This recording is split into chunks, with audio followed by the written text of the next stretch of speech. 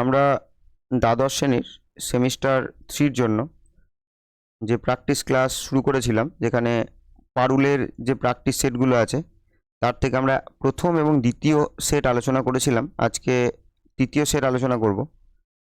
তো যেখানে প্রথম প্রশ্নটাই রয়েছে কি, যে প্রাকনিষেক সময়ে একটি পরিণত ভ্রূণস্থলিতে হ্যাপ্লয়েড, ডিপ্লয়েড এবং ট্রিপ্লয়েড নিউক্লিয়াসের অনুপাত যথাক্রমে। তাহলে এখানে হ্যাপ্লয়েড বলতে n, ডিপ্লয়েড 2n আর ট্রিপ্লয়েড হচ্ছে 3n। তাহলে এখানে বলছে প্রাকনিষেক সময় অর্থাৎ প্রি ফার্টিলাইজেশন। এবার প্রি ফার্টিলাইজেশন বলতে ফার্টিলাইজেশনের আগে। তাহলে ফার্টিলাইজেশনের আগে যদি আমরা ভ্রূণস্থলীকে দেখি তাহলে দেখতে হবে এরকম, যেখানে এখানে থাকবে একটা এগ, এই সাইডে একটা সাইনার্জিডস এবং এই সাইডে একটা সাইনার্জিডস, আর সবকটাকে একসাথে আমরা কি বলবো, গর্ভযন্ত্র। এগুলো আর এখানে লিখছি না। আর নিচের দিকে রয়েছে 3টে প্রতিপাদ কোষ সমষ্টি, আর এখানে দুটো নিউক্লিয়াস ফিউজড হয়ে গিয়ে এখানে কি সৃষ্টি করবে, নির্ণীত নিউক্লিয়াস। এবার এখানে আমরা যদি দেখি যে এই উপরের এই 3টে কোষই, এটা হচ্ছে এন, আর নিচের এগুলোও তাই, এগুলো হচ্ছে এন, আর মাঝের এটি হচ্ছে কি 2n। তাহলে এখানে দেখতে পাচ্ছি যে এখানে কোনো 3n কোষ নেই, ট্রিপ্লয়েড নেই। তাহলে বুঝতে পারছি কি যে ট্রিপ্লয়েডটা কী হবে, 0 হবে। কিন্তু যে অপশানগুলো 0 নেই, যেমন এই অপশানটা, তাহলে এটা তো প্রথমেই বাদ। আর সি অপশান এটাও তাই, যেহেতু 3 আছে, এটা এখানে 3 আছে, তো 3 তো হচ্ছে না, তাহলে এই দুটো হচ্ছে বাদ। তাহলে এবার বাকি পড়ে থাকলো বি আর ডি। তাহলে এবার এখানে দেখতে পাচ্ছি এন কটা রয়েছে, ওপরে 3টে নিচে 3টে। তাহলে এন কতগুলো, এন কোষ আছে 6টা। যদি দেখি 2n কটা রয়েছে, একটা, আর 3n কটা রয়েছে, তাহলে 0। তাহলে 6:1:0। তাহলে এখানে উত্তর হবে 6:1:0। পরের প্রশ্ন দেখব, নিচের কোনগুলি বহিস্থ স্ত্রী জননাঙ্গ, বা যেটাকে বলা হচ্ছে কি ফিমেল এক্সটার্নাল জেনিটালিয়া, কোনগুলি আর কি। তাহলে প্রথম অপশানে কি রয়েছে, যেটা রয়েছে মন্স পিউবিস, একটা রয়েছে হাইমেন, একটা রয়েছে স্তননালী, একটা রয়েছে ক্লিটোরিস এবং রয়েছে কি সার্ভিক্স। তাহলে এখানে যদি আমরা দেখি যে এক্সটার্নাল জেনিটালিয়া বলতে কোনটাকে বলছি, তাহলে সেখানে আমরা কি দেখতে পাবো, এক হচ্ছে মন্স পিউবিস, এক হচ্ছে হাইমেন এবং এক হচ্ছে ক্লিটোরিস। তাহলে এখানে আমরা কি দেখব, এটা হচ্ছে একটা ভেস্টিবিউল। ভেস্টিবিউলের এখানে কি রয়েছে, এখানে রয়েছে ভ্যাজাইনাল অরিফাইস, তার উপরেই থাকবে ইউরিথ্রাল অরিফাইস, আর এখানে থাকবে ক্লিটোরিস। তাহলে এটা ভেস্টিবিউল। তাহলে এর পাশে একটা চামড়ার ফোল্ডিং আছে, যেটাকে বলবো মন্স, যেটাকে বলবো লেবিয়া মাইনরা, তারপরে আছে লেবিয়া মেজরা, আর একদম বাইরে যেটা রয়েছে সেটা রয়েছে কি মন্স পিউবিস।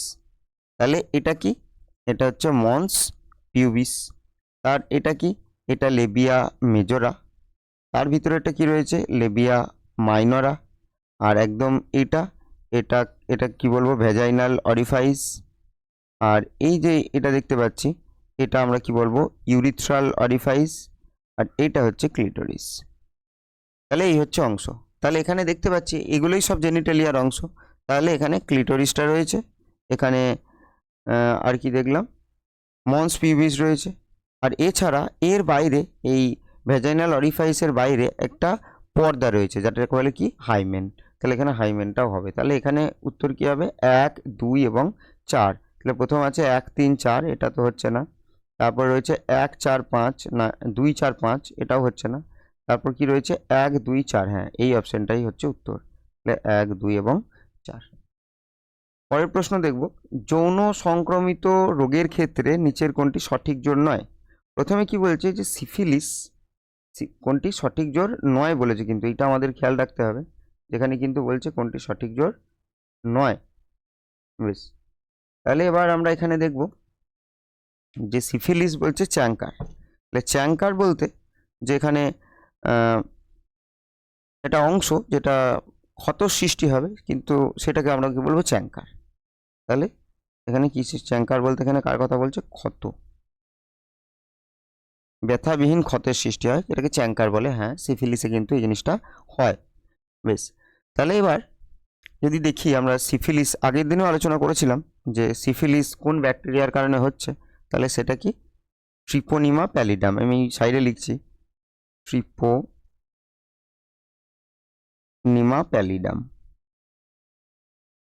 তাহলে খুব গুরুত্বপূর্ণ কিন্তু এই ব্যাকটেরিয়ার নাম কিন্তু আমাদের মনে রাখতে হবে। তাহলে সিফিলিস হচ্ছে এখানে চ্যাঙ্কার অবশ্যই সৃষ্টি হয়, যেটা হচ্ছে ট্রিপোনিমা প্যালিডাম। তাহলে এখানে যৌনাঙ্গে দেখা যাবে কি চ্যাঙ্কার সৃষ্টি হয়েছে। তার পরের অপশান দেখছি ক্লামাইডিয়াসিস ইউরেথ্রাইটিস, এটাও হবে ঠিক, মানে নয় হবে না আর কি।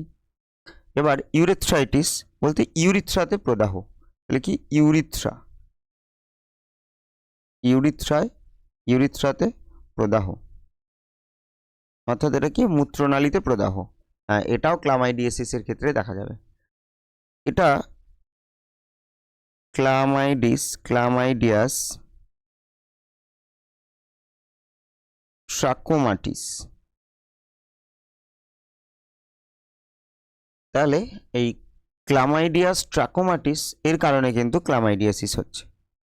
এরপর কি বলছে ট্রাইকোমোনিয়াসিস, তাহলে ট্রাইকোমোনিয়াসিস বলছে এরিথেমা। হ্যাঁ, এটাও ঠিক।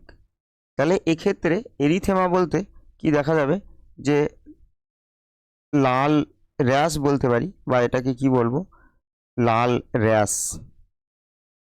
র্যাশ দেখা যাবে লাল রঙের। বেশ, তাহলে সেটা ট্রাইকোমোনিয়াসিসে অবশ্যই হয়, যেটাকে বলছি এরিথেমা। তাহলে কি ট্রাইকোমোনিয়া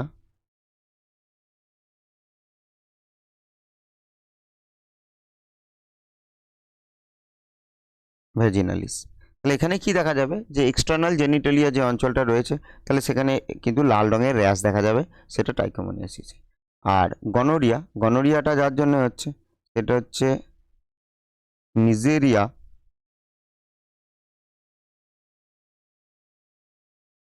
নিজেরিয়া গনোরি। তাহলে এটাও একটা সেক্সুয়ালি ট্রান্সমিটেড ডিজিজ। তাহলে এর সাথে জন্ডিসের কিন্তু কোনো সম্পর্ক নেই। তাহলে এখানে উত্তর কোনটা হবে? উত্তর হবে অপশন ডি, কারণ জানতে চেয়েছিল কি কোনটি সঠিক জোর নয়, অর্থাৎ বাকিগুলো সঠিক জোর, তাহলে সঠিক জোর নয় কিন্তু এখানে অপশন ডি। পরের প্রশ্ন, কন্ট্রাসেপটিভ সম্বন্ধে নিচের কোনটি সঠিক বিবৃতি? তাহলে কন্ট্রাসেপটিভ মেথড বলতে কি, কন্ট্রাসেপটিভ হচ্ছে জন্ম নিরোধন। তাহলে এর ক্ষেত্রে যে নিচের কোনটা সঠিক বিবৃতি জানতে চাইছে। প্রথম বলছে যেগুলি যৌন সংক্রামিত রোগের সম্ভাবনা বাড়িয়ে দেয় না, কন্ট্রাসেপটিভ কখনো যৌন সংক্রামিত রোগের সংখ্যা বাড়ায় না। তারপর কি বলছে যে কোনো ধরনের কন্ট্রাসেপটিভ পিল ওজন বৃদ্ধির কারণ না, এটাও না। অবশ্যই কিছু কিছু কন্ট্রাসেপটিভ পিল যেগুলো ওজন বৃদ্ধির কারণ হতে পারে, কিন্তু সবগুলো যে কোনো ধরনের কন্ট্রাসেপটিভ পিল কিন্তু ওজন বৃদ্ধির কারণ নয়। এবার সি বলছে কি এগুলো নিষিক্ত ডিম্বাণুর জরায়ু গাত্রে রোপণ প্রতিহত করে। হ্যাঁ, তাহলে কন্ট্রাসেপটিভ মেথডগুলো কি করে? নিষিক্ত ডিম্বাণুর জরায়ু গাত্রে রোপণ প্রতিহত করে, এটাই হবে সঠিক উত্তর। পরেরটা কি ছিল? এগুলো ব্যবহারের দৈহিক ক্ষমতা হ্রাস পায় না। তাহলে এখানে উত্তর কি হবে? উত্তর হবে অপশন সি। এখান থেকে আর বিশেষ কিছু আলোচনা করছি না। এরপর কি আছে যে ক্যাসমোগ্যামাস ফুলে অটোগ্যামি হতে দেখা যায় যখন ফুলগুলিতে কি দেখা যায়? ক্যাসমোগ্যামাস ফুল কাকে বলবো? ক্যাসমোগ্যামাস।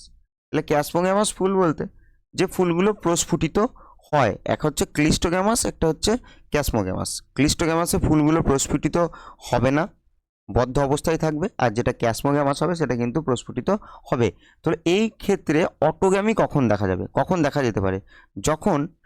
যখন দেখা যাবে যে পুংকেশর এবং গর্ভকেশর একই সময়ে পরিণতি পেয়ে যাবে, যাকে বলবো সমপরিণতি। তাহলে সমপরিণতি যদি দেখা যায় তাহলে তখন কি হবে? তখন অটোগ্যামি হতে পারে। অটোগ্যামি মানে কি? অটোগ্যামি মানে হচ্ছে একই ফুলের পরাগরেণু একই ফুলে পড়ে। এটা যদি একটা ফুল হয়, এটা যদি হয় তার পুংকেশর চক্র, আর এটা যদি গর্ভকেশর চক্র হয়, তাহলে এই ফুলের পরাগরেণু যদি এখানেই গিয়ে পড়ে তখন তাকে বলবো অটোগ্যামি।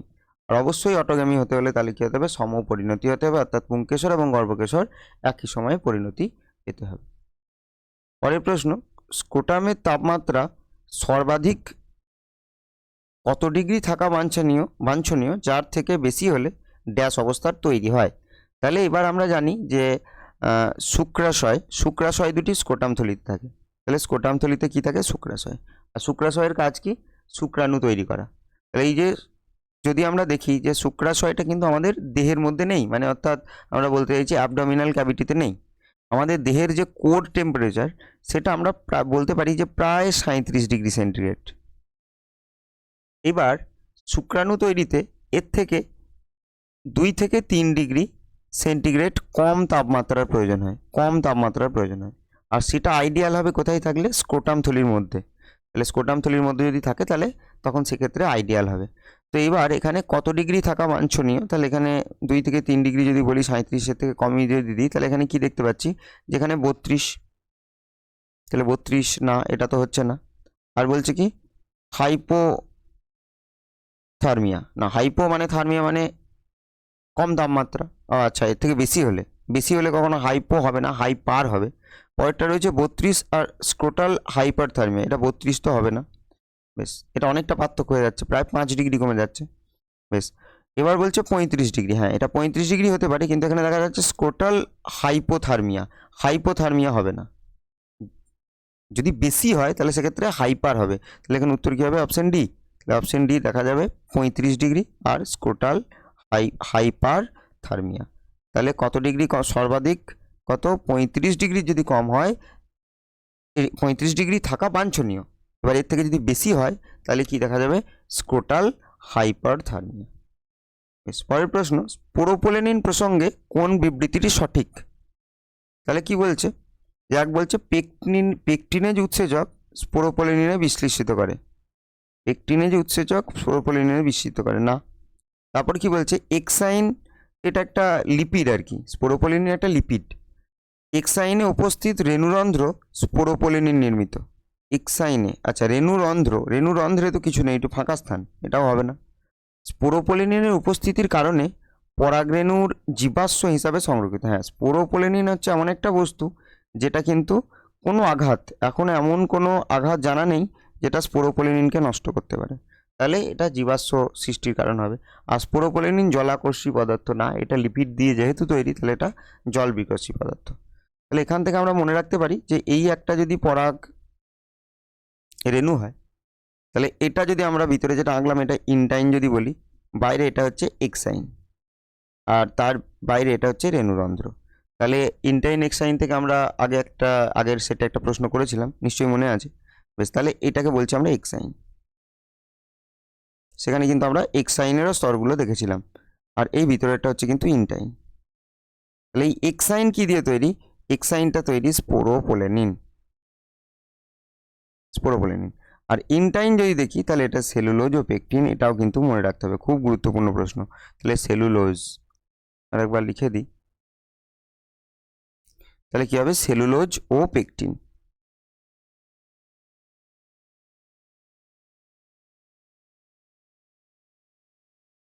তাহলে সেলুলোজ ও পেকটিন, তাহলে সেলুলোজ ও পেকটিন দিয়ে কি তৈরি?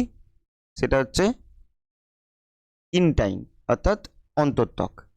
পরের প্রশ্ন দেখছি, বলছে ZIFT-তে 8টি ব্লাস্টোমেয়ার যুক্ত প্রাথমিক ভ্রূণকে জরায়ুতে স্থানান্তরিত করা হয়। এর যদি আমরা ফুল ফর্ম দেখি তাহলে কি দেখব? এটাও আগের দিন আমরা পড়েছি, জাইগোট ইন্ট্রা, জাইগোট কি হবে? Zygote Intra Fallopian transfer. তাহলে এবার এখানে কি দেখছি? ইন্ট্রা ফ্যালোপিয়ান ট্রান্সফার, অর্থাৎ ফ্যালোপিয়ান টিউবেকে ট্রান্সফার করতে হবে। কিন্তু এখানে কি দেখা যাচ্ছে? যে জরায়ুতে বলেছে, তাহলে এটা তো ভুল, বিবৃতি 1 কিন্তু ভুল। 2 বলছে কি? ZIFT একটি সহায়ক জননগত প্রযুক্তি, মানে অ্যাসিস্টেড রিপ্রোডাক্টিভ টেকনোলজি। হ্যাঁ, এটা তো অবশ্যই ঠিক। তাহলে অর্থাৎ যাদের সাধারণভাবে গর্ভসঞ্চার হয় না, তারা কিন্তু এর সাহায্যে, যদি বিভিন্ন ত্রুটি থাকে তো সেক্ষেত্রে কিন্তু এর সাহায্যে তারা মানে গর্ভাবস্থায় আসতে পারে। বেশ, যাই হোক, তাহলে এখানে কি দেখা যাচ্ছে? যে বিবৃতি 1টা হচ্ছে ভুল, কিন্তু বিবৃতি 2টা হচ্ছে সঠিক। তাহলে এখানে সঠিক উত্তর কি হবে? এ বলছে দুটো বিবৃতি সঠিক না, দুটি বিবৃতি ভুল, সেটাও না। বিবৃতি 1 সঠিক, 2 ভুল না। তাহলে বিবৃতি 1 ভুল, কিন্তু বিবৃতি 2 সঠিক। এছাড়াও আমরা জানি GIFT হয়, এছাড়া ইন্ট্রা ইউটেরাইন ট্রান্সফার হয়, ইন্ট্রাসাইটোপ্লাজমিক স্পার্ম ইনজেকশন হয়। বেশ, তাহলে এই প্রত্যেকটা জিনিস কিন্তু আমরা মনে রাখবো। এটাকে কি বলে? IVF, এটাকে IVF ETও বলা হয়। তাহলে যদি আইইউটি দেখি তাহলে 8 কোষের বেশি হবে, আর জিআইএফটি যদি বলা হয় তাহলে গ্যামেটেস ট্রান্সফার হবে, আর জেডআইএফটি যদি বলে তাহলে 8টি ব্লাস্টোমিয়ার যুক্ত প্রাথমিক ভ্রূণ হবে। পরের প্রশ্ন দেখব। তাহলে কি বলছে, যেখানে বিবৃতি ঠিক ভুল বলতে হবে। এন্ডোস্পার্ম বা শস্যে, ওই আগে আমরা দেখেছিলাম যে 2N যেটা রয়েছে, যে এই যে ভ্রূণস্থলীর মধ্যে এখানে দেখেছিলাম 2N রয়েছে, এখান থেকে গ্যামেট এসে যদি মিলিত হয়ে যায় তাহলে কিন্তু এন্ডোস্পার্ম হয়ে যাবে 3N। এন্ডোস্পার্ম বা শস্যে ক্রোমোজোমের 3টে সম্পূর্ণ সেট থাকে। হ্যাঁ, 3N মানে কি 3টে সম্পূর্ণ সেট আছে, একদম ঠিক। বিবৃতি 2 কি বলছে, পুং গ্যামেট থেকে ক্রোমোজোমের যে দুটি সেট এবং সেকেন্ডারি নিউক্লিয়াস থেকে ক্রোমোজোমের একটি সেট মিলিত হয়ে শস্য গঠন করে। এটা তো অবশ্যই যে পুং গ্যামেট প্লাস সেকেন্ডারি নিউক্লিয়াস, যেখানে নির্ণীত নিউক্লিয়াসও বলে, সেকেন্ডারি নিউক্লিয়াস সমান কি হবে, সমান হবে এন্ডোস্পার্ম, বা যেটাকে বলবো শস্য। এটা তো অবশ্যই ঠিক, এখানে তাই বলা আছে। এক হচ্ছে পুং গ্যামেট আর এক হচ্ছে সেকেন্ডারি নিউক্লিয়াস দিয়ে তৈরি হচ্ছে বলছে শস্য, তাই তো বলা আছে। কিন্তু প্রবলেমটা কোথায়, পুং গ্যামেট বলছে দুটি সেট, না পুং গ্যামেটের একটি সেট হবে, আর সেকেন্ডারির বলা হয়েছে কি একটি সেট, কিন্তু এখানে কি হবে, এটা দুটো সেট, উল্টে বলা আছে, তাহলে এটা কিন্তু ভুল। তাহলে কি হবে, যে অবশ্যই এখানে উত্তর হবে কি বিবৃতি 1 সঠিক কিন্তু বিবৃতি 2 ভুল। পরের প্রশ্ন দেখব। তাহলে এবার এখানে কি রয়েছে, যে দ্বিতীয় মাসের অন্তিম, প্রথম মাসের অন্তিম, মানে এখানে স্তম্ভ 1টা বলছে গর্ভদশার দশাকাল, আর 2 বলছে এমব্রায়োনিক পরিবর্তন সমূহ। এখানে এক কাজ করি আমরা, যে পরপর আমরা দেখে নিই যে গর্ভাবস্থায় কি পরিবর্তনটা হচ্ছে। তাহলে এখানে টোটাল আমরা জানি যে জেস্টেশন পিরিয়ড বা গর্ভাবস্থা যদি বলি টোটাল কতদিন হয়, 9 মাস, 9 মাস 10 দিন বলতে পারি। তাহলে গর্ভাবস্থাটা হচ্ছে, গর্ভাবস্থা এটা হচ্ছে কতদিন হবে, 9 মাস 10 দিন। এটা অনেক ক্ষেত্রে আমরা সাধারণত এটাকে 10 মাস 10 দিন বলে থাকি, কিন্তু আসলে গর্ভাবস্থা বা জেস্টেশন পিরিয়ড এটা 9 মাস 10 দিন হয়, বা এটাকে আমরা বলতে পারি যেটা 280 দিন হচ্ছে, 280 প্লাস মাইনাস 10। তাহলে এবার এখানে যদি দেখি আমরা যে একটা হচ্ছে যে পরিবর্তনগুলো হবে, একটা ফার্স্ট সেকেন্ড, আমি এগুলো 1 2 3 মানে সে মান্থকে বোঝাচ্ছি, 4 5 6 7 8 আর 9। এখানে আমরা যদি বলি প্রথম মাসে যদি দেখি, তাহলে এখানে প্রথমেই কিন্তু হার্ট এর শেষের দিকে কিন্তু হার্টের উৎপত্তি হয়ে যাবে, আর একদম 9 মাসে তো একদম সম্পূর্ণ ফিটাস। তাহলে এটা আমরা মনে রাখতে পারি যে প্রথম 2 মাস পর্যন্ত আমরা কি বলবো, আমরা বলবো ভ্রূণ, আর তারপরে পরবর্তী একদম আগে পর্যন্ত, জন্মের আগে পর্যন্ত তাকে কি বলবো, ফিটাস, আর জন্ম হয়ে গেলে তাকে কি বলবো, তাকে বলবো সদ্যজাত। বেশ, তাহলে 9 মাসে কিন্তু সম্পূর্ণ ফিটাস গঠন হয়ে যাচ্ছে। বেশ, এবার যদি আমরা দ্বিতীয় মাসে দেখি, তাহলে দ্বিতীয় মাসে কিন্তু হাত, পা, আঙুল এই সব কিন্তু সৃষ্টি হয়ে যাবে। তাহলে দ্বিতীয় মাসে কিন্তু হাত, পা, আঙুল এগুলো সৃষ্টি হয়ে যাবে। তৃতীয় মাসে যদি আমরা দেখি, তৃতীয় মাসে কিন্তু স্নায়ুতন্ত্র সৃষ্টি হয়ে যাবে, চতুর্থ মাসে যদি দেখি, তাহলে এখানে কিন্তু হার্টবিটটা বাড়বে, আর এখানে আমরা মনে রাখতে পারি এখানে মন, এগুলো কিন্তু ব্রণের বৃদ্ধি হবে, অর্থাৎ অস্থির কিন্তু এখানে বৃদ্ধি হবে। পঞ্চম মাসে যে গুরুত্বপূর্ণ ঘটনাটা ঘটবে সেটা হচ্ছে কিন্তু মাথায় চুলের আবির্ভাব হবে। তাহলে এখানে কিন্তু মাথায় চুলের আবির্ভাব হবে, আর বলতে পারি এখানে কিন্তু সে হাতের তালু কিন্তু নড়াচড়া করতে পারবে। তো আপাতত এখানে এটাই লিখলাম যে চুলের আবির্ভাব হবে। এই 6 নম্বর মাসে যদি আমরা দেখি, সারা দেহে নরম রোমের উৎপত্তি হবে, নরম রোম। আর সব থেকে গুরুত্বপূর্ণ বিষয় যেটা 6 মাস পর দেখা যাবে, সেখানে কিন্তু বেবিটা এখানে কি করবে, কিক করতে শুরু করবে কিন্তু। তাহলে মাতৃগর্ভে থেকে কিন্তু কিক করতে শুরু করবে, যেটা কখন, 6 মাস থেকে। বেশ, এইবার সপ্তম মাসে, তাহলে সপ্তম মাসে সব থেকে গুরুত্বপূর্ণ যে ঘটনাটা ঘটবে, তাহলে সেটা কি, তো সেটা হচ্ছে কি, যে একদম প্রথমের দিকে দেখা যাবে মাথাটা উপরের দিকে থাকবে জরায়ুর, আর পাগুলো নিচের দিকে থাকবে, এখানে কিন্তু উল্টে যাবে, এখানে মাথা কিন্তু নিচের দিকে চলে আসবে। তাহলে এর আগে পর্যন্ত মাথা কিন্তু উপরের দিকে ছিল, ঠিক সপ্তম মাসে মাথা কিন্তু নিচের দিকে চলে আসবে। আর অষ্টম মাসে এর পরবর্তী ডেভেলপমেন্ট হবে, বলতে পারি যে আরও এর পরিবর্তন হবে, স্নায়ু আরও উন্নত হবে, বা এটা কি বলতে পারি যে আরও ডেভেলপড হবে। তাহলে এইসব বিশেষ ঘটনাগুলো কিন্তু পরপর ঘটবে। তাহলে এবার এখানে সেরকমই কিছু বলা আছে যে দ্বিতীয় মাসের অন্তিম, তাহলে দ্বিতীয় মাসের অন্তিম, এটা বলা হচ্ছে প্রথম মাসের অন্তিম। দ্বিতীয় মাসের অন্তিম আমরা দেখতেই পাচ্ছি, দ্বিতীয় মাসের ক্ষেত্রে কি হাত পা আঙুল সৃষ্টি হবে। তাহলে এখানে দেখা যাচ্ছে এই তো 2 নম্বরে আছে হাত পা আঙুল। তারপর বলছে প্রথম মাসের অন্তিম, তাহলে প্রথম মাসে হার্টের উৎপত্তি হবে। তাহলে এখানে এই যে হৃৎপিণ্ডের সূচনা, হৃৎস্পন্দনের 3 নম্বর। ষষ্ঠ মাসের অন্তিম, তাহলে এখানে যদি ষষ্ঠ মাসের অন্তিম যদি দেখি, তাহলে নরম রোম হবে, কিক করতে শিখবে বাচ্চা। তাহলে এবার কি হবে, এখানে কি রয়েছে, দেহ নরম চুলে ঢাকা থাকে, তাহলে এটা হবে 4 নম্বর। আর পঞ্চম মাসে দেখতে পাবো, যেটা সবথেকে গুরুত্বপূর্ণ, যে মাথায় কিন্তু চুলের আবির্ভাব হবে, তাহলে এটা হবে 1।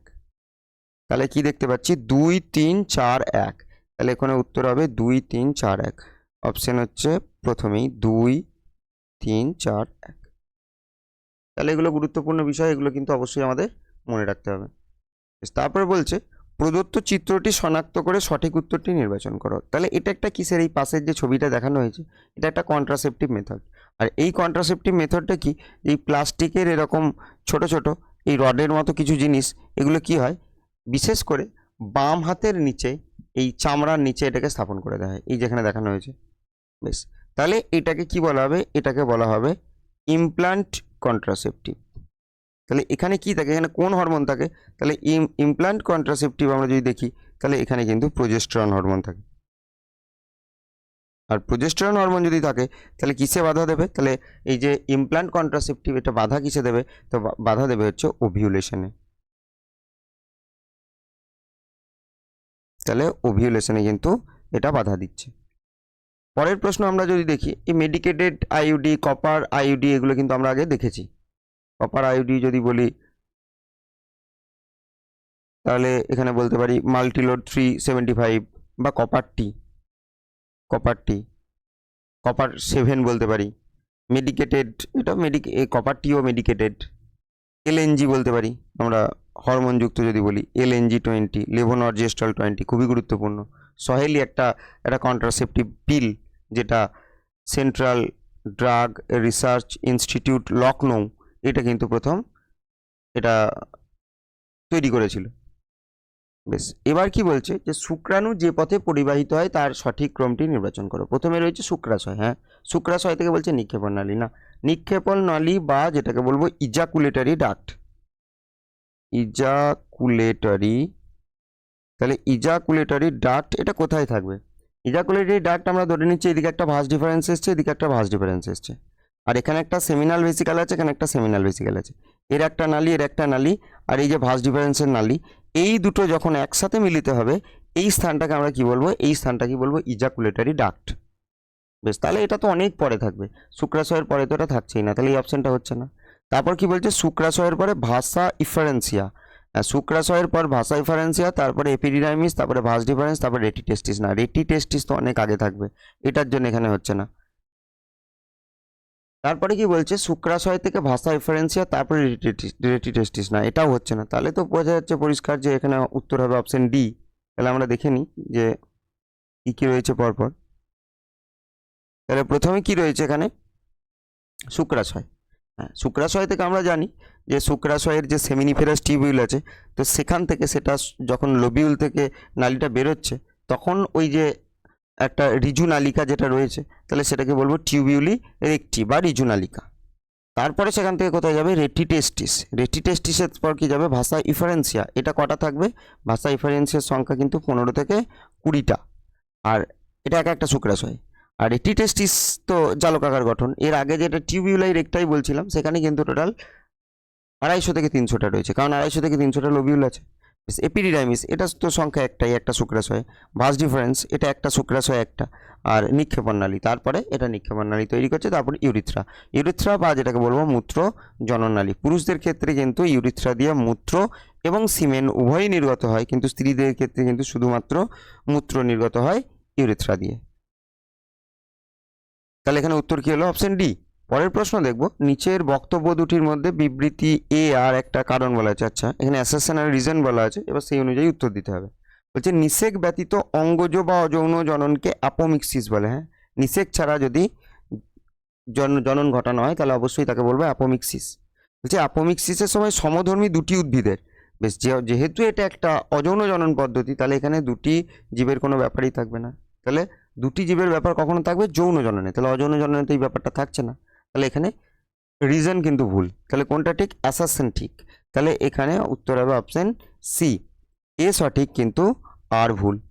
পরের প্রশ্ন দেখব, নিচের বক্তব্য দুটির মধ্যে একটি বিবৃতি আর একটি কারণ, বক্তব্য দুটি পড়ে সঠিক উত্তর নির্বাচন করতে হবে। প্রথম বলছে ভ্রূণ ও মাতৃকলার সংযোগস্থল। এই যে বলছে ভ্রূণ আর মাতৃকলার সংযোগস্থল, এটা অমুরা বা প্লাসেন্টা নামে পরিচিত। অবশ্যই তাই, যে জরায়ুর যদি দেখি এন্ডোমেট্রিয়াম, তাহলে জরায়ুর এন্ডোমেট্রিয়াম এবং প্লাস যদি আমরা দেখি যেটা রোপিত হচ্ছে, রোপিত কোন স্টেজে হয়? ব্লাস্টোসিস স্টেজে, অর্থাৎ ব্লাস্টুলাতে রোপিত হয়। তো তখন তার বাইরে একটা লেয়ার থাকে যাকে বলে ট্রোফোব্লাস্ট, যেটা এর পরবর্তীতে বিভাজিত হয়ে কী তৈরি করে? একটা হচ্ছে সাইটোট্রোফোব্লাস্ট, একটা সিনসিসিওট্রোফোব্লাস্ট। তাহলে এই এন্ডোমেট্রিয়াম আর সিনসিসিওট্রোফোব্লাস্ট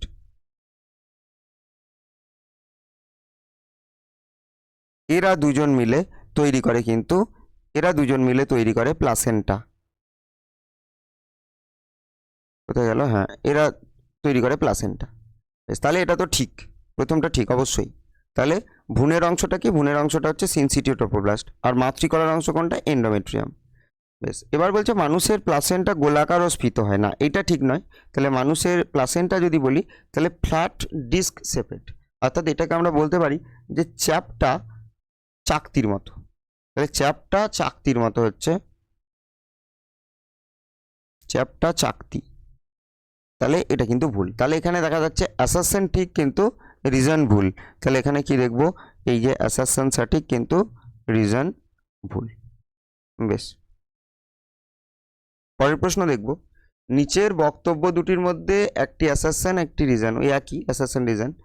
প্রথমেই কি বলছে যে এমটিপি মানে মেডিকেল টার্মিনেশন অফ প্রেগনেন্সি, এটা আমরা আগেরও একটা সেটে করেছি, মেডিকেল টার্মিনেশন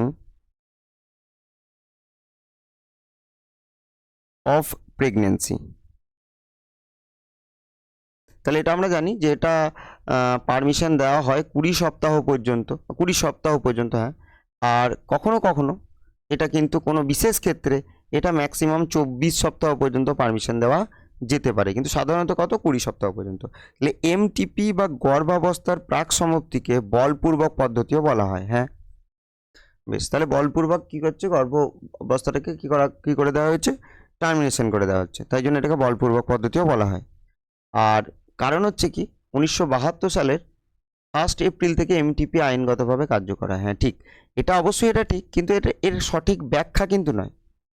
এটা নয়, কিন্তু অবশ্যই দুটো এখানে কারণ বিবৃতি দুটোই কিন্তু ঠিক। তাহলে 1972 সালের 1 এপ্রিল থেকে এটা আইনগতভাবে কার্যকরী হয়, আর এই আইনটা পাস হয় কিন্তু কত? 1971 সালে। তাহলে 1971 সালে কি হয়? পাস হয়। আর এটা কার্যকরী কত হয়? 1972 সালের 1 এপ্রিল থেকে। তাহলে এখানে উত্তর কি হবে? যে অ্যাসারশন রিজন দুটোই ঠিক, কিন্তু এটা এর সঠিক ব্যাখ্যা নয়। তাহলে এটা উত্তর অবশ্যই অপশন বি, অ্যাসারশন রিজন উভয় সঠিক কিন্তু আর এর সঠিক ব্যাখ্যা নয়। পরবর্তী প্রশ্ন দেখব, একটি পলিজেনিক প্রলক্ষণ অর্থাৎ পলিজেনিক বংশানুসরণ, যার একটা গুরুত্বপূর্ণ উদাহরণ হচ্ছে কি মানুষের ত্বকের বর্ণ। মানুষের ত্বকের বর্ণ। বেশ, তাহলে এবার এখানে কি বলছে যে এ বি সি এই তিনটে জিন আছে, আর এখানে এই যে সংকরায়ন অবস্থাটা, এটা আসলে দুটো মিউল্যাটোর মধ্যে সংকরায়ন হয়েছে। তাহলে এখানে বলছে উৎপন্ন অপত্যদের ফিনোটাইপিক অনুপাতটা কি হবে? ফিনোটাইপিক অনুপাত এখানে দেওয়াই আছে, আমরা জানি যে ক্ষেত্রে একটা ঘন্টা আকৃতির লেখচিত্র দেখা যায়, যেটা এই দিকটা কাকে বোঝাচ্ছে? এই দিকটা বোঝাচ্ছে বিভিন্ন বৈশিষ্ট্যগুলোকে, আর এই দিকটা বোঝাচ্ছে কি তার পরিসংখ্যাকে। মানে এটা ওয়াই অক্ষটা বোঝাচ্ছে পরিসংখ্যাকে, আর এক্স অক্ষ দিয়ে কি বোঝাবো? যে তার বিভিন্ন বর্ণগুলোকে। মানে একদম অ্যালবিনো থেকে শুরু করে যে ডার্ক কালার পর্যন্ত সমস্ত কিছু। আর একদম মধ্যমানযুক্ত যেটা থাকবে সেটা হচ্ছে মিউলেটো, আর যেটার পরিমাণ সব থেকে বেশি এই 20টা, এই 20টা হচ্ছে কি মিউলেটো। আর এক্সট্রিম দুটো মানে একদম গাঢ়টা আর একদম অ্যালবিনোটা একদম শেষে থাকবে। তাহলে এখানে 1 আর এখানে 1, তাহলে এটা আমাদের কিন্তু মনে রাখতে হবে। তাহলে এটা কি হবে, এক্স এর মান হচ্ছে এক্স এর মান 1। পরবর্তী প্রশ্ন দেখব, বিজ্ঞানী হার্শেচেস, তাহলে হার্শেচেস কি প্রমাণ করেছিল? প্রমাণ করেছিল ডিএনএই হচ্ছে প্রধান জেনেটিক বস্তু। তাহলে এটা কে কে পরীক্ষাটা করেছিল? হার্শে এবং বিজ্ঞানী হার্শে এবং চেস। কি নিয়ে? T2 ফাজ নিয়ে। আর যেখানে রেডিও অ্যাক্টিভ কিছু মৌল নিয়েছিল, যেটা হচ্ছে একটা ফসফরাস P32 এবং S35। তাহলে P32 দিয়ে কাকে চিহ্নিত করেছিল? ফসফরাস কোথায় থাকে? শুধুমাত্র ডিএনএতে থাকে, কিন্তু এটা কোনো প্রোটিনে থাকে না। আর সালফার শুধু প্রোটিনে থাকে, এটা কোনো ডিএনএতে থাকে না। তাহলে এর দ্বারা কিন্তু প্রমাণ করে যে প্রধান জেনেটিক বস্তু হচ্ছে ডিএনএ। তাহলে এখানে উত্তর কি হবে? বলছে P32 S33 না, এখানে বলছে 34 না, 32 আর 35। হ্যাঁ, তাহলে এখানে উত্তর কী হবে? অপশান সি P32 এবং S35। পরের প্রশ্ন দেখব, নিচের কোন বিবৃতিটি অ্যাডাপটিভ রেডিয়েশনের সাপেক্ষে গ্যালাপাগোস দ্বীপপুঞ্জে বিভিন্ন প্রজাতির ফিঞ্চ পাখির অবস্থানকে বিশ্লেষিত করে?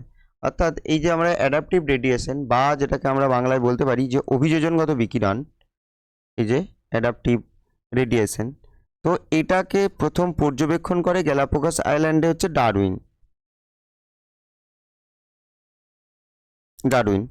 কিন্তু এই যে অ্যাডাপটিভ রেডিয়েশন এর যদি বলি সংজ্ঞা কে দেয়, অ্যাডাপটিভ রেডিয়েশনের সংজ্ঞা বা এই অ্যাডাপটিভ রেডিয়েশন টার্মটা কে দেয়, তাহলে এই দুটোই কিন্তু দেয় হচ্ছে ওসবর্ন। খুবই গুরুত্বপূর্ণ। তাহলে ওসবর্ন কিন্তু এই যে অ্যাডাপটিভ রেডিয়েশনের সংজ্ঞা এবং অ্যাডাপটিভ রেডিয়েশন এই টার্মটা দিয়েছিল।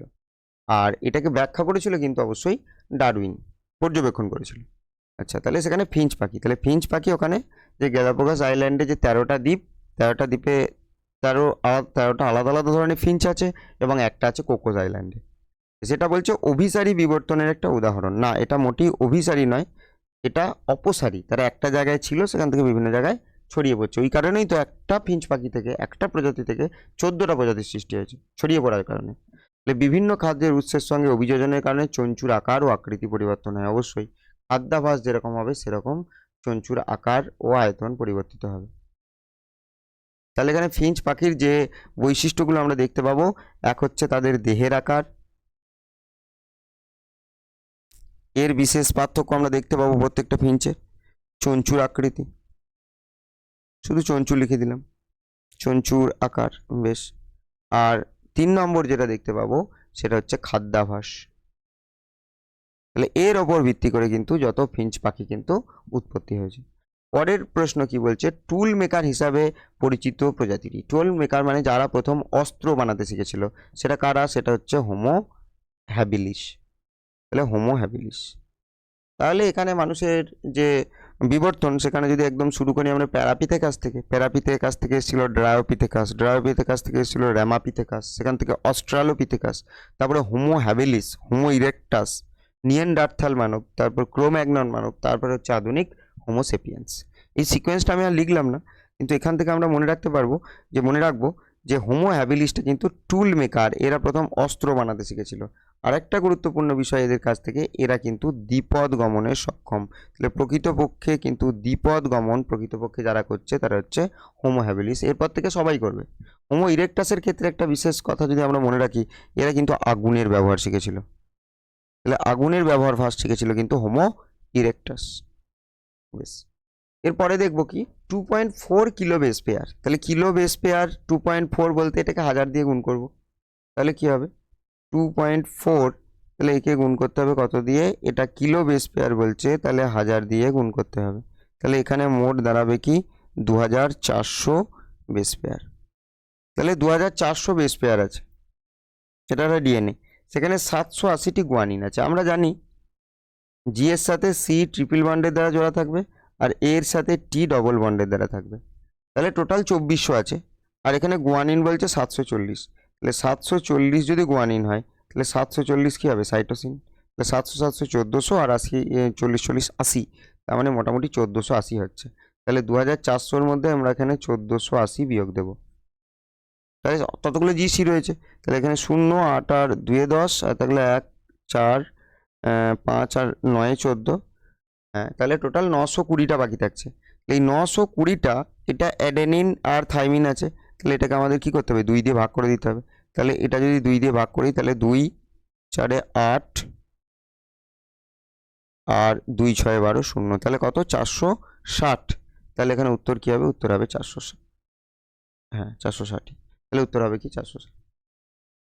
তাহলে সাইটোসিন থাকবে কটা, 460। অ্যাডেনিনও কত থাকবে, 460। এখানে যদি জিজ্ঞাসা করতো, হ্যাঁ সাইটোসিন জানতে চেয়েছে, না সাইটোসিন তো 460 হবে না। বেশ, তাহলে এখানে উত্তর কি হবে, আমি এটা উত্তর করে দিলাম কার মতো, অ্যাডেনিন অথবা থাইমিন। তাহলে এখানে উত্তর কি হবে, 740। এত কিছু দরকারই ছিল না। যদি গুয়ানিন 740 হয় তাহলে সাইটোসিন জি এর সাথে সি হয়, তাহলে এটা 740 হলে এটা অবশ্যই 740 হবে। বেশ, এবার যদি আমাদের অন্য কিছু জানতে চাইতো এই অ্যাডেনিন বা থাইনিন, তাহলে আমি যেভাবে বের করলাম এইভাবে বের করা যেত, এখানে অত কিছু করার প্রয়োজনই ছিল না। যখনই 740 দেখলাম গুয়ানিন, তাহলে সাইটোসিনও 740। বেশ, পরের প্রশ্ন, নিচের কোন জোটটি সঠিক নয়, তাহলে কি বলছে AA X0। তাহলে আমরা যদি দেখি XX X0, এটা কার দেখা যায়, এটা ঘাস ফড়িংয়ের, ঠিক আছে এটা ঘাস ফড়িং বলেছে, কিন্তু ব্যাপার হচ্ছে আসলে এই X0টাকে বলে দিয়েছে কি স্ত্রী, কিন্তু না X0টা এটা হবে কি পুরুষ, আর এখানে XX-টা এটা বলে দিয়েছে পুরুষ, এটা হয়ে যাবে কি, এটা হয়ে যাবে স্ত্রী, বা এখানে বলতে পারি এটা। বেশ, তাহলে কোনটি সঠিক নয়, তাহলে বুঝতেই পারছি প্রথম অপশনই সঠিক নয়, আর বাকিগুলো তো জানি, এটা মানুষ, এটা মেল ফিমেল কোনটা বলেও দেওয়া আছে। বেশ, তাহলে এখানে কিন্তু পাখিটা খুব গুরুত্বপূর্ণ, কারণ এদের ফিমেল হেটেরোগ্যামেটি দেখা যায়, আর বাকি এখানে যা দেখতে পাচ্ছি সব মেল হেটেরোগ্যামেটি। আর ড্রসোফিলা কিন্তু আমরা জেনিক ব্যালেন্স দিয়ে আমরা কিন্তু বুঝতে পারবো, জেনিক ব্যালেন্স। বেশ, পরের প্রশ্ন, ক্ষুদ্র পপুলেশনে ড্যাশের ফলে অ্যালিল ফ্রিকোয়েন্সি পরিবর্তন ঘটে, একে ড্যাশ বলে। তাহলে একটা ক্ষুদ্র পপুলেশনে সেখানে অ্যালিল ফ্রিকোয়েন্সির যে পরিবর্তন, একটা হঠাৎ করে অ্যালিল ফ্রিকোয়েন্সির পরিবর্তন ঘটবে, তাহলে সেটাকে স্যাম্পলিং এরর বলে। তাহলে কি বলে, স্যাম্পলিং এরর। আর এই ঘটনাটাকে জিন প্রবাহ বলে না, জিন প্রবাহ সেটা একটা জায়গা থেকে অন্য জায়গায় যাবে, হঠাৎ করে পরিবর্তন কি কারণে হতে পারে, মৃত্যুর কারণে হতে পারে। বেশ, তাহলে এবার এখানে কি হবে, যে তারপর কি রয়েছে, স্যাম্পলিং এরর আর জেনেটিক ড্রিফট। হ্যাঁ, তাহলে এখানে উত্তর কি হবে, স্যাম্পলিং এরর আর জেনেটিক ড্রিফট। তাহলে স্যাম্পলিং এরর বলতে কি বলছি, কোনো একটা ক্ষুদ্র পপুলেশন যেখানে হঠাৎ করে কি দেখা যাচ্ছে, অ্যালিল ফ্রিকোয়েন্সি চেঞ্জ হয়ে যাচ্ছে, তাহলে সেটাকে কি বলবো, স্যাম্পলিং এরর, আর এটার ফলে কি ঘটবে, জেনেটিক ড্রিফট। বেশ, পরেরটা দেখবো, এটাকে সিউল রাইট এফেক্ট বলে, সিউল রাইট এফেক্ট।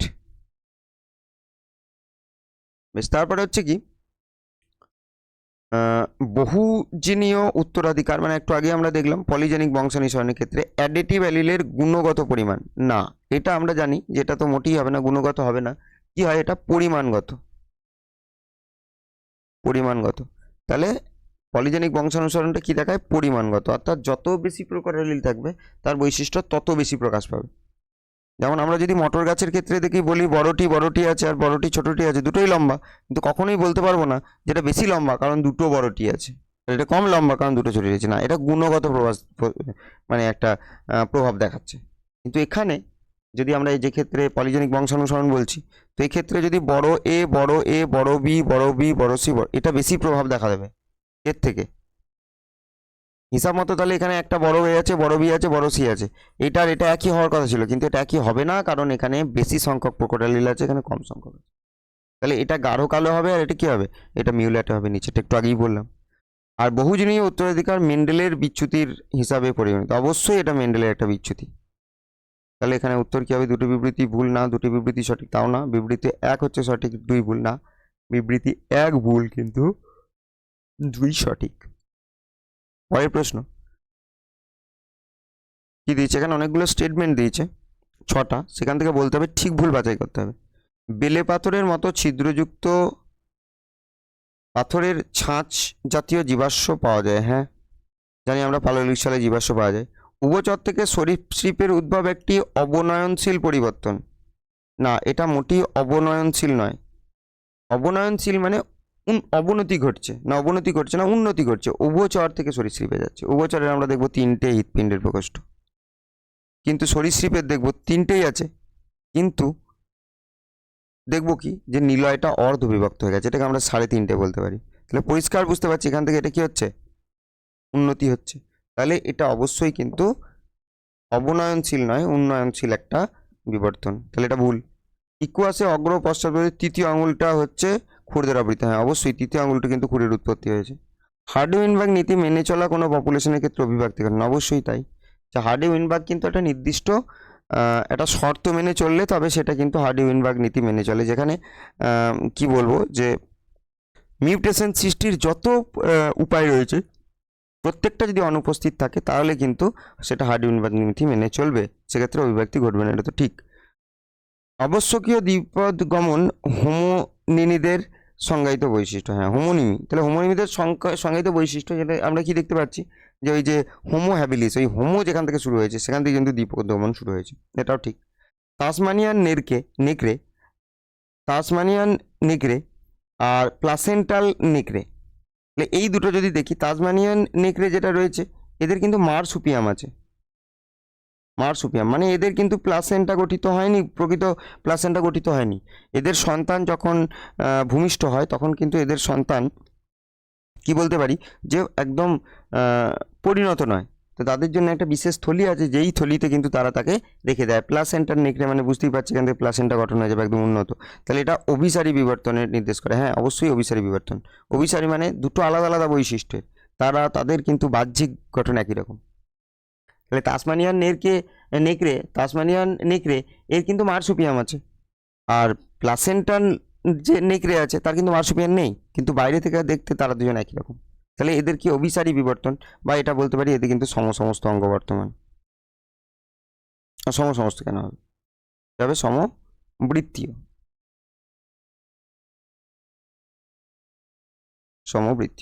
বেশ, তারপর কি বলছে, তাহলে কটা সঠিক, তাহলে এখানে দেখতে পাচ্ছি টোটাল 6টা আছে আর ভুল দেখলাম একটা, তাহলে উত্তর কি হবে, উত্তর হবে এখানে অপশন বি 5টি।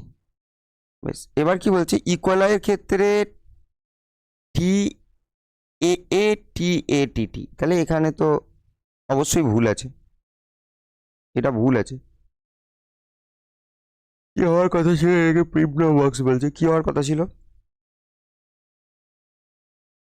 টি এ এটি হওয়ার কথা ছিল। 5' টি এ টি 3', এটাকে কি বলে, এটাকে বলে প্রিম্নো বক্স। তাহলে এটা কিন্তু -10 বেস পেয়ার অঞ্চলে থাকবে, আর এটা কাদের বৈশিষ্ট্য, এটা কিন্তু প্রোক্যারিওটিকদের। ইউক্যারিওটিকদের এটা হয় না।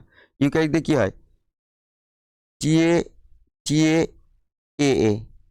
এদিকে 5', এদিকে 3', এটা -25 বেস পেয়ার অঞ্চলে থাকে, এটাকে বলে টাটা বক্স বা হগনেস বক্স, দুটোই বলে। তাহলে এবার এখানে বলছে একে প্রিম্নো বক্স বলছি, তাহলে অবশ্যই নয়, এখানে সিকোয়েন্স অবশ্যই ভুল আছে, তাহলে এটা ভুল। আর ইকুয়ালের ক্ষেত্রে এই প্রিম্নো বক্সটি বলছে, এই আগেরটার ক্ষেত্রে এই প্রিম্নো বক্সটি -10 ডাউন স্ট্রিম। হ্যাঁ অবশ্যই এখানে -10 ডাউন স্ট্রিম না, এটা -10 আপস্ট্রিম হলে ঠিক হতো, তাহলে এটা আপস্ট্রিম হলে ঠিক হতো, এটা ভালো করে লিখলাম না, এটা ডাউন স্ট্রিম হবে না, এটা আপস্ট্রিম হলে ঠিক হতো। তাহলে এটা কিন্তু ভুল, দ্বিতীয়টাও ভুল, প্রথমটা ভুল, দ্বিতীয়টা ভুল। তাহলে এখানে উত্তর কি হবে, উত্তর হচ্ছে দুটো বিবৃতিই ভুল। তাহলে প্রথমটা ভুল কেন, কারণ এটাকে সিকোয়েন্সটাই ভুল লিখে দিয়েছে। দ্বিতীয়টা ভুল কেন, এটা -10 ডাউন স্ট্রিম হবে না, এটা -10 আপস্ট্রিম হবে। বেশ, এটা আমরা জানি যে এদিকে গেলে ডাউন স্ট্রিম বলবো, এদিকে গেলে আপস্ট্রিম বলবো। বেশ, তাহলে এবার কি বলছে যে প্রোমোটার, আর তাছাড়া আরেকটা জন্য হতো না, সেটা হচ্ছে কি এই প্রিম্নো বক্সটি বলছে, এটা তো প্রিম্নো বক্সই নয়। বেশ, প্রোমোটার এটা দিয়েছে তাহলে কি থেকে, প্রোমোটার সাংগঠনিক জিন নিয়ন্ত্রক জিন অপারেটর, এটা দিয়েছে ল্যাকোপেটন থেকে। ল্যাকোপেটনের গঠন আগের দিনও আমরা এঁকেছিলাম, আর আঁকছি না, মনে হচ্ছে তো তাই এঁকেছিলাম। যে প্রোমোটার, তাহলে প্রোমোটার কি? প্রোমোটার হচ্ছে আরএনএ পলিমারেজ সংযুক্ত স্থান, তা তো নয়, প্রোটিন রিপ্রেসার সাংগঠনিক, আচ্ছা প্রোমোটার, হ্যাঁ আরএনএ পলিমারেজ সংযুক্ত স্থান। এই যে আমি এখানে একবার এঁকেই যদি দিই, তাহলে PIPOZYA, এই তিনটে হচ্ছে সাংগঠনিক জিন, এটা অপারেটর, এর এখানে রিপ্রেসার যুক্ত হয় আর কি, আর এটা হচ্ছে এদের প্রোমোটার, আর এই ইনহিবিটারের প্রোমোটার হচ্ছে এটা। তাহলে প্রোমোটারে কি হয়? প্রোমোটারে আরএনএ পলিমারেজ যুক্ত হয়, তাহলে এটা হবে 4। সাংগঠনিক জিন এই ZY, এটা সাংগঠনিক জিন, এখানে বলছে প্রোটিন বা উৎসেচক সংশ্লেষ, হ্যাঁ প্রোটিন বা উৎসেচক সংশ্লেষ করে। নিয়ন্ত্রক জিন, নিয়ন্ত্রক যে সাংগঠনিক জিনটা যেটা রয়েছে এর কার্যকারিতাকে নিয়ন্ত্রণ করবে, তাহলে অপশন 1। আর অপারেটর কি? অপারেটর হচ্ছে রিপ্রেসার অণুর সংযোগ স্টেশন, এটা হচ্ছে 2। তাহলে 4 3 1 2, 4 3 1 2, তাহলে এখানে অপশন হবে কি? Option C, 4 3 1 2। এবার এখানে 27 থেকে 30টা উত্তর দিতে হবে এটা পড়ে। মিওসিসের সময় হোমোলগাস ক্রোমোজোমের নন ডিসজাংশনের কারণে অস্বাভাবিক ক্রোমোজোমের সংখ্যাযুক্ত কোষের সৃষ্টি হয়, আর ক্রোমোজোমের সংখ্যাধিক্য এবং সংখ্যাহ্রাস ঘটাতে পারে। সংখ্যাধিক্য বা সংখ্যাহ্রাস এই জিনিসটাকে কি বলবো? অ্যানিউপ্লয়েডি, অ্যানিউপ্লয়েডি। বেশ, ফলস্বরূপ মানুষের মধ্যে ট্রাইজমি বা মনোজমি, ট্রাইজমি হলে কি বলবো? ট্রাইজমি হলে বলবো 2n+1, মনোজমি বললে কি বলবো 2n-1, অস্বাভাবিকতার সৃষ্টি হয়। মিওসিস 1 ও 2 এই দুই দশাতে নন ডিসজাংশন ঘটতে পারে। বেশ ঠিক আছে, এটা কিছু আমাদের তথ্য দিয়ে দিয়েছে। তারপর কি বলছে? অ্যানিপ্লয়েডি সম্পর্কিত কোনটা সঠিক? ডিপ্লয়েড কোষে একটি অতিরিক্ত ক্রোমোজোমের উপস্থিতি এই অবস্থাকে নির্দেশ করে। অবশ্যই এই যে ট্রাইজমি একটা এক্সট্রা আছে, 2n+1, ওয়ানটা এক্সট্রা। ডাউন সিনড্রোমে অ্যানিউপ্লয়েডি দেখা যায়, অবশ্যই ডাউন সিনড্রোমে অ্যানিউপ্লয়েডি দেখা যায়, যেটাকে কি বলবো? ট্রাইজমি, 2n+1, এই অ্যানিউপ্লয়েডিটা দেখা যায়। বেশ, অ্যানিউপ্লয়েডিতে ক্রোমোজোমের গঠনগত পরিবর্তন ঘটে, মোটেই না সংখ্যাগত পরিবর্তন ঘটে। এটি কেবলমাত্র মহিলাদের ক্ষেত্রে দেখা যায় না, এটা মহিলাদের ক্ষেত্রে দেখা যায় না। মহিলাদের ক্ষেত্রে যে রোগটা দেখা যায় সেটা হচ্ছে টার্নার সিনড্রোম। তাহলে এখানে অপশন কি হবে? অপশন হচ্ছে কে ঠিক হলো? 1 এবং 2। অপশন বি কেবল 1 এবং 2। তারপর কি বলছে? মিওসিস 1-এর সময় নন ডিসজাংশনের কারণে মাতার দুটি এক্স ক্রোমোজোম একত্রে ডিম্বাণুতে যদি চলে যায়, আচ্ছা ডিম্বাণুতে চলে গেলে সেক্ষেত্রে কি হচ্ছে? যে একটা অস্বাভাবিক শুকানোর মিলন ঘটলে ক্লাইনফেল্টার সিনড্রোমে, অবশ্যই তাই। ক্লাইনফেল্টার সিনড্রোমে যদি আমরা কি বলবো ক্যারিওটাইপ বলি, তাহলে সেখানে কি হয়ে যাবে? 44A+XX Y, কারণ একটা গ্যামেটে দুটো এক্স চলে গিয়েছিল, তাহলে এখানে দুটো এক্স এর কন্ডিশন এটাই রয়েছে, 22A+XX। তাহলে এইটা হচ্ছে ডিম্বাণুর ক্রোমোজোমের সজ্জা। পরবর্তী দেখব যে ক্রোমোজোমের নন ডিসজাংশনের ফলে সৃষ্ট জিনগত অস্বাভাবিকতা মূলত কি? নন ডিসজাংশনের ফলে ক্রোমোজোম হবে ক্রোমোজোমাল ডিসঅর্ডার, এটা বলার কিছু নেই। পরেরটা কি বলছে? ডাউন সিনড্রোম সম্পর্কিত কোনটা সঠিক? এপিক্যান্থাল ভাঁজের উপস্থিতি, হ্যাঁ এটা এপিক্যান্থাল ভাঁজ দেখা যায় এটা। তারপর হচ্ছে কি হাতে সিমিয়ান ক্রিজ এর উপস্থিতি, হ্যাঁ হাতের তালুতে কিন্তু সিমিয়ান ভাঁজও কিন্তু দেখা যায়। উন্মুক্ত জিহ্বা, এটাও ঠিক। আবার আংশিক উন্মুক্ত মুখ, এটাও ঠিক। তাহলে সব কটা ঠিক, তাহলে বোঝা যাচ্ছে অপশন দীর্ঘ গিবাযুক্ত সুদীর্ঘ দেহ গঠন, এটা হবে ভুল। এগুলো সম্পর্কে বিশেষ কিছু কিন্তু আর বলার নেই। প্রদত্ত একটি একজোড়া হোমোলগাস ক্রোমোজোমকে নির্দেশ করছে যে সর্বাধিক ক্রসিং ওভার, এখানে বলছে সর্বাধিক ক্রসিং ওভার সম্পন্ন করবে, যত দূরে দূরে থাকবে তত ক্রসিং ওভার সম্পন্ন করবে। তাহলে এখানে এখানে এই যে এটা রয়েছে আর এখানে দূরে রয়েছে কে? এটা, বা এইটার সাথে এটা, তাহলে বড় এর সাথে ছোট ডি হবে আর ছোট এর সাথে বড় ডি হবে। এখানে রয়েছে বড় এর সাথে ছোট এ, না বড় এর সাথে ছোট এ তো নয়। তারপর বলছে বড় এর সাথে ছোট ডি, হ্যাঁ এটাই ঠিক হবে। আর ছোট এর সাথে বড় ডি, হ্যাঁ তাহলে এখানে উত্তর হবে অপশন বি। প্রদত্ত চিত্রটি শনাক্ত করো, এটা তাহলে কিসের ছবি? এটা একটা নিউক্লিওসোমের ছবি, তাহলে ওটাই জানতে চাইছিল। তাহলে কি নিউক্লিওসোম, তাহলে এটা নিউক্লিওসোম। তাহলে এখানে যদি দেখি এগুলো কি, এই যে ডিএনএটা দেখতে পাচ্ছি সেটা নিউক্লিওজোমাল ডিএনএ, আর এখানে 8টা যেটা দেখতে পাচ্ছি সেটা হচ্ছে হিস্টোন অক্টামার। এখানে হিস্টোন 2A থাকবে, হিস্টোন 2B থাকবে, হিস্টোন 3 আর হিস্টোন 4। এগুলো সব কত মলিকিউল করে? 2 মলিকিউল করে। কি তৈরি করবে? হিস্টোন টেট্রামার। আর সাইডে এই যেটাকে দেখানো হচ্ছে এটা কি? হিস্টোন 1। বেশ। পৃথিবীর উৎপত্তির জন্মলগ্ন থেকে আধুনিক সময় পর্যন্ত বয়সকালে, যেটা প্রোটেরোজোয়িক, প্যালিওজোয়িক, মেসোজোয়িক, সিনোজোয়িক। হ্যাঁ, এটাই উত্তর। তাহলে প্রোটেরোজোয়িক ছিল আগে, তারপরে প্যালিওজোয়িক, তারপরে মেসোজোয়িক, তারপরে সিনোজোয়িক। আধুনিক যুগটা কিন্তু একদম সিনোজোয়িক। এগুলো কার কথা বলা আছে? সব কিন্তু এরার কথা বলা আছে। 34 নম্বর বলছে প্রোটানোপিয়াকে ডালটনিজম বলে। অবশ্যই প্রোটানোপিয়াকে ডালটনিজম বলে, কারণ ডালটনের কিন্তু এই রোগটা ছিল, অর্থাৎ প্রোটানোপিয়া মানে লাল বর্ণের বর্ণান্ধ। পরেরটাই তাই বলছে, রসায়নবিদ জন ডাল্টন লাল বর্ণান্ধ ছিলেন। দুটোই ঠিক, আর এটা এর সঠিক ব্যাখ্যা অবশ্যই, এটাও কিন্তু সঠিক ব্যাখ্যাও। তাহলে এরকম হলে কি হবে? Option A. এবং এ আর ওয়াই ঠিক, এবং এটা এ হচ্ছে, আর হচ্ছে এর সঠিক ব্যাখ্যা। লাস্ট প্রশ্ন, নিচের বক্তব্য দুটির মধ্যে একটা বিবৃতি, এটা কারণ, এবার সঠিক উত্তর নির্বাচন করতে হবে। আচ্ছা, তাহলে প্রথমে কি বলছে? কোয়াসার্বেটের সঙ্গে নিউক্লিক অ্যাসিড, ফ্যাটি অ্যাসিড ইত্যাদি যুক্ত হয়ে প্রোটোবায়ন্ট সৃষ্টি করে। আর কারণ বলছি ইওবায়ন্ট হলো প্রোটোবায়নের পরিবর্তিত রূপ। হ্যাঁ, এটাও ঠিক, কিন্তু এটা এর সঠিক ব্যাখ্যা নয়। তাহলে ইওবায়ন্ট হচ্ছে প্রোটোবায়ন্টের পরিবর্তিত রূপ। প্রোটোবায়ন্ট আরও পরিবর্তন হয়ে আরও উন্নত হয়ে ইওবায়ন্ট গঠিত হয়েছিল। আর কোয়াসার্বেটের সাথে নিউক্লিক অ্যাসিড, ফ্যাটি অ্যাসিড যুক্ত হয়ে কিন্তু প্রোটোবায়ন্ট গঠিত হয়েছিল। তাহলে দুটোই ঠিক, কিন্তু সঠিক ব্যাখ্যা নয়। তাহলে এখানে অপশন বি, এ এবং আর উভয়ই সঠিক, কিন্তু এ আর এর সঠিক, আর এর সঠিক ব্যাখ্যা নয়। তাহলে আজকে এতটাই ছিল আজকের প্রশ্ন। তো এরপর কি করব? তো আজকে আপাতত এটা রিভিশন দিয়ে নেবে, এরপরে আমরা পরের দিন চতুর্থ সেটটি দেব। আজকের ক্লাস এখানেই শেষ।